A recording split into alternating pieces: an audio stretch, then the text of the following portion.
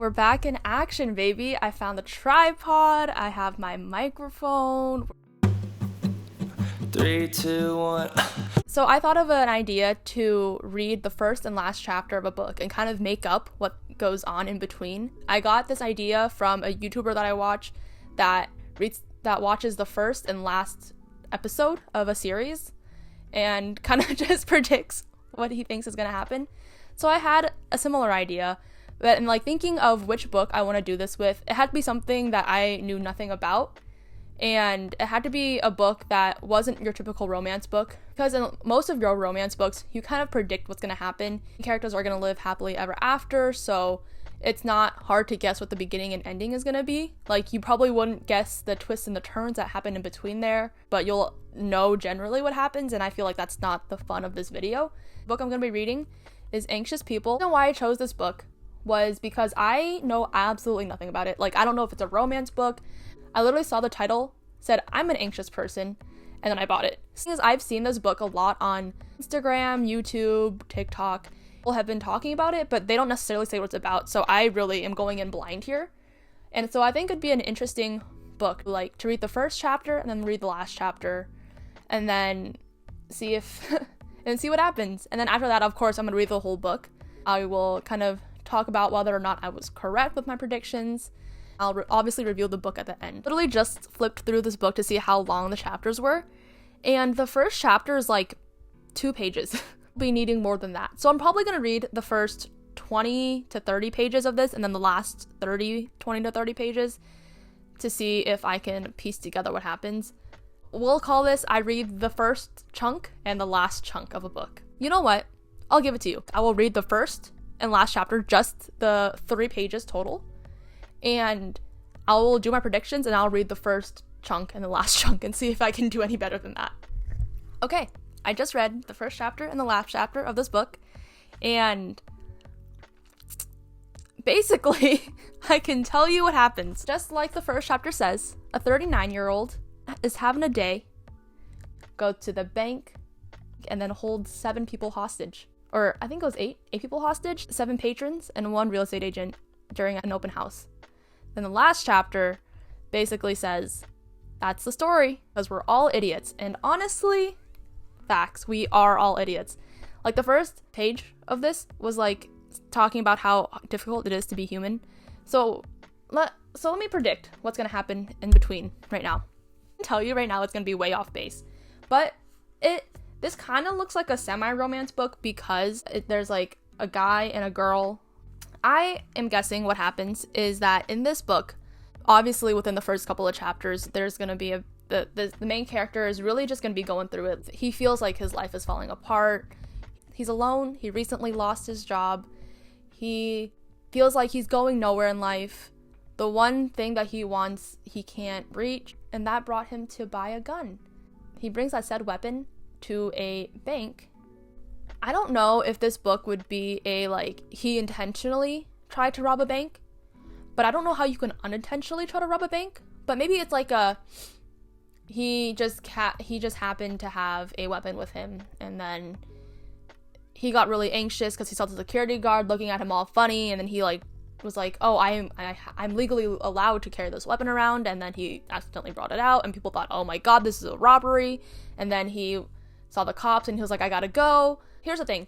If this book started off with a character intentionally trying to rob a bank for the wrong reasons, I think it would be really hard to redeem the main character in a way that the readers would be yes. Even though he tried to rob a bank, I still think he's a good guy. Unless it was oh, his wife is dying, so he needs to go rob a bank to pay for her medical bills or something like that.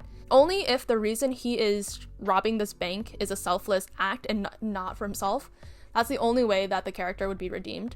So my guess is that it's something in that sort, or it's a complete accident where just by happenstance he happens to be carrying a weapon and he gets super anxious because it is called Anxious People. He gets super anxious, he doesn't know how to react, and then he gets nervous, and then next thing you know, he's a criminal. The thing is, I feel that if it's a humorous book, that's what's gonna happen, because I can see it in my head, in a movie or a show, where it's like, oh, this, like, you know, this random guy who lives a really mundane life goes to the bank and then he pulls out his weapon. The classic endearing nut job in a show is basically like what I'm picturing here, where the character is like falling apart, but in a way that you're kind of cheering him on. You're like, oh, pull yourself together. I believe in you. You can get your life back together. Is because it looks like it's kind of a romance or like a story about friendship. I think that's what's gonna happen is, so once he gets to the open house and like he's holding people hostage, he's probably like, this is not a hostage situation. Like, I don't know what I'm doing here. Like, they think I robbed this bank and I don't know how to get out of this. The first chapter, we don't know how he disappeared, but in the end, he wasn't there. Like, they couldn't find the robber. So my guess is that he goes into the open house and he's really just acting very unhinged. The woman goes up to him and says like, hey, I get it. I understand. Like, and then they become friends, and then one thing leads to another. If it's a romance book, it'll lead to like, let me help you escape, and she's now aiding and abetting a fugitive. Or if it's not a romance book, they become friends and it's just like, hey, let me help you escape, and again, she's aiding and abetting a fugitive and saves his life. So that's my guess on what happens in the book Anxious People. So I will see you when I'm done reading the first chunk and the last chunk, and then I will see you again once I am done reading the whole book, so I actually can tell if I'm correct or not. This is a closer and more intimate view because I am too lazy to set up the tripod and I'm hungry and I just want to get this little clip recorded so I can continue reading the book and eat. Welcome to an unfiltered version of my life. I finished reading the first 25 pages and the last 30 pages of the book. I didn't really think this through all that well. With a book, unless it's a series, it's more like you're watching the first episode of the first season of a show and the last episode of the first season. The next time I try this, maybe it'll be like I read the first 20 pages of a book in a series and I read the last 20 pages of a book in a series. But we live and we learn, and I still feel like this will be an interesting or at least an entertaining video for me to make, so hopefully it's a little entertaining for you to watch it. After reading the last 30 pages, I can kind of tell you what happens.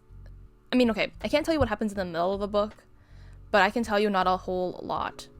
Middle is really just a lot of character building. It's probably not a lot of twists and turns that aren't explained in the last 30 pages. Like the first 30, I feel like I could tell you that I was on the right track with where I was going when I only read the first chapter and the last chapter. I honestly, I did a pretty good job, I would say. Like, I haven't finished reading the book, so I don't know what happens in the middle part. I correctly predicted that people in the apartment or wherever the open house was would help the bank robber escape. I don't know necessarily how yet, but I did get that from 4 pages, so that's pretty good. That's like the main thing of the book. And I did kind of get-ish. I will give myself half a point for being able to predict the fact that the robbery was an accident. Obviously, I didn't predict that the robbery was an accident because a gun was left in a box of blankets, which the robber brought. I did get that it would be considered an accident in a sense. So far, so good. I want to explain my thoughts so far on just reading, less than 60 pages of this book. Honestly, kind of confusing, which makes sense because I didn't read 60 pages in order. Apparently, I am a sexist. Women can't be bank robbers because I just assumed it was a man. But I swear, I was looking back at it and obviously I couldn't find any proof, but I swear they referred to the bank robber as a man. It's confusing because in the first 20 pages, they don't give any character names. They call the real estate agent, but that doesn't change throughout the book because she will remain the real estate agent because I'm just predicting that she is just going to be a flat character. Like, the cops, they didn't give names. And then, like, skipping the whole middle part where they probably introduce and do some character building to the last 30 pages, I was like, who are these people? Genuinely, like, the bank robber remains unknown as well. Her name is always the bank robber. But, like, the last 30 pages, there's, like, I swear, 10 characters with names, and I'm like, where did these names come from? If I'm still confused by the end of the book, like, after reading it through, then we have a problem. Right now, these characters mean nothing to me. Estelle, I don't know her. High-level plot line, I understand. And I was relatively correct reading 4 pages, and I'm still proud of myself for that.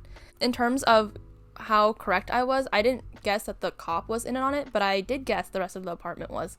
And I'm fine with that. Why would I think a cop would do something illegal like aid and abet a fugitive?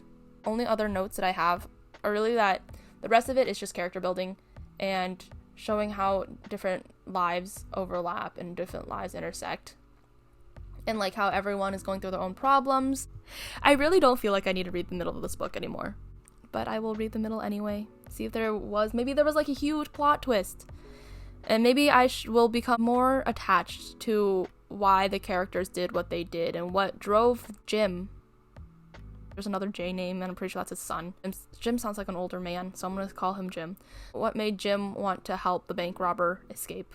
So in the beginning, it's like you're introduced to a young cop and an old cop. And basically, it's like the old cop wants to do what's right. The young cop wants to do it the right way. The real estate agent, which honestly, from the first couple of chapters, I was like, you're annoying. I don't like you. I knew it was like, obviously she was putting on an act, but I was like, dude, be less obnoxious about it. Real estate agent interview. The son really trying to just ask the questions that he needs to ask, and the dad got more into like the soft side of things. And then at the end, it was like the dad told the son that, oh, I was in on this. I helped the bank robber escape. And then they like drove by the bank robber's house or something. The son was like, I just want to do this because now we're in it together and it's both of our decisions. So I think in the middle, obviously there's some relationship building that goes on, and like the son's obviously been through some stuff. Trigger warning for suicide, just by the way. Read the trigger warnings before reading the book. I can't tell you necessarily what all of them are because I don't know them yet. So if that's not good for you, just click off this video. I will not be offended. When the son is little, he watches a man commit suicide. Like, obviously impacted him a lot. And then another character in the book, Zara, I don't know who she is. Okay, obviously she's someone who attended the open house. I don't know what part she plays. I think that out of all of like the side characters, if you consider her a side character, she would be one of the bigger side characters. So if I were to guess, it'd probably be like the 2 cops, obviously the bank robber, and Zara would be like the biggest characters in the book. Hearing the story and how like they overlap, I think that those are the main players. The bank robber, I really don't know, because like she doesn't have a name. So is she really that big of a player? But the young cop, the son, and Zara both saw the man. No. Zara has a sister named Nadia. I don't know who Nadia is, but she and the young cop were the ones who saw the same man jump off a bridge. But then there was something about a note saying, "It's not your fault." And I'm not 100% sure what happened there. Like, I think my guess is, like, they both observed the man, and then Nadia might have been considering jumping too.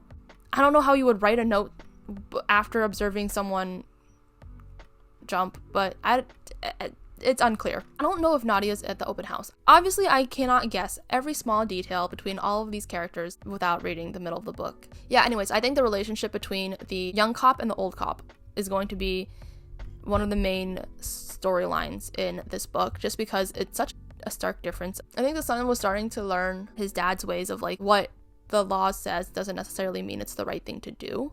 And everyone in the open house has their own story, that their own obstacles that they're working through. I feel like my prediction at the beginning of this could have just sufficed. And this whole like reading the first 30 and the last 30 of pages of the book didn't really provide me much more clarity. Like, if anything, it just made me more confused. I have more thoughts about like what I think might happen in the middle, but I don't know what they are. But I feel like once I continue reading the book, I'm gonna regret being like, oh no, I totally predicted that, but I didn't say it, so there's no actual proof that I believed that was gonna happen. I just filmed 20 minutes of me just rambling about absolutely nothing. We'll just get on with it. I will review the book, review my predictions at the end of this. Toodaloo! I am back, and I have finished reading Anxious People. I don't know how someone can be so right and so wrong at the same time, because that's exactly what I was. Spoilers, probably. I'm going to be talking about my predictions, whether or not they were correct. In terms of my predictions, I don't know how much I had to predict, because even within like the first chapter and the last chapter, it kind of really spoiled the book-ish. And then reading the first 20 pages and the last 20 pages. Last 20 pages were a nice little wrap-up of what happened. I don't retain a lot of what I read. And I mean this in the sense of when I read the last 20 pages, I was like, okay, cool. I know what happens. Like, generally, I know what happens. Like, everyone, as I predicted, helps the bank robber escape. The last 20 pages, saw all the characters' names, and was like, okay, cool. Here's what the ending is. But if you read that out of context, none of these names mean anything to me. And so when I was reading the rest of the book, I just did not remember any of it. Like, I took like a day off. So with that, I literally was like, yeah, these names don't mean a single thing to me. The only name I remembered was Zara, because it's also a shop. So it made it very easy to remember. Knowing how her story ended didn't really change the course of anything in the book. Like, you just see like character growth and character development, but it wasn't like anything groundbreaking, because I feel like at the end of the book you expect character development.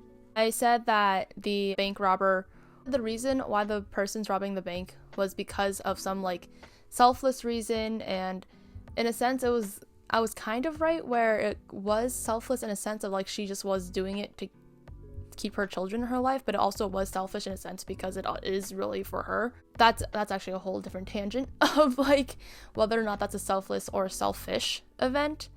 The funny thing is, I said that Nadia and Zara were sisters, and that was not correct. I don't know why I thought they were sisters. I think it was because they didn't really read the subcontext of like they were in an office. I thought it was like they went home. High level, I was relatively correct. Granular, I wasn't very correct. So that's why I said, like, how can someone be so right and so wrong at the same time? I feel like my prediction for the book was more accurate when I read 4 pages than when I read 60. And that says a lot about a book. Or me. So my review of this book, I gave it a 3.3.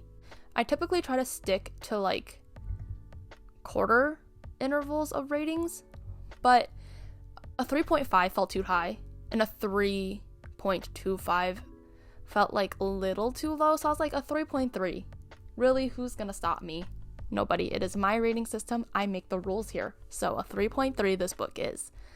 And like, I get like a lot of people really like this book. I feel like this gives me very similar vibes to The Midnight Library. It's kind of a self-help book, but not really. The Midnight Library was definitely like a self-help book in disguise. This was more like, let's talk about the intricacies of life and how a lot of things are related, even if they don't seem to be related. This book talks about like the connection of people that you may not know, and how everyone's connected somehow. The reason why it's not higher rated is because I just feel like this book was talked about everything, it talked about nothing at the same time, because it mentioned so many different heavy topics, but didn't really dive in deep to any of them. So like, for example, I talked about domestic violence, suicide, depression, anxiety, climate change, all of that, but like every time I talked about it, it was maybe a sentence, besides like the suicide story, which took up a lot of it, but it didn't even really kind of go in depth of that. It was just like a subplot of what was happening. And honestly, like, the thing is, this book jumps around so much. If it takes you that long to write a story that honestly didn't have to be so long, I think the way that it was written was very over the top, but not enough over the top. The whole plot of this book was ridiculous. Like, besides the bridge story, like the bank robbing, the hostage situation, that was all ridiculous. Like, I think that it was unrealistic, over the top, which, I mean, it's supposed to be, but everything was just like a little underdone. If the author decided to go way over top with it, then maybe it would have been like so outrageously wrong and like unrealistic. That's what would make it funny.